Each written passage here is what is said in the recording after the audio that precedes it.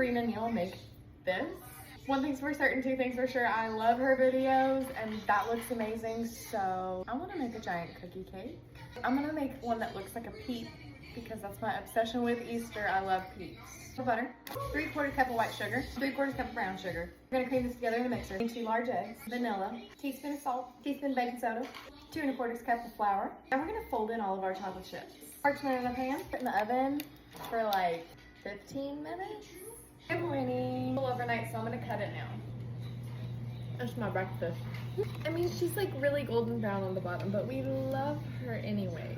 We're doing yellow because that's like the OG peep color. I feel like every cake decorator right now is crying. It's a peep! I'm gonna let her sit out so she gets that crust on top of the icing. That's like my favorite part. Here's my little peep cookie cake. Peep cookie cake. That's all, bye.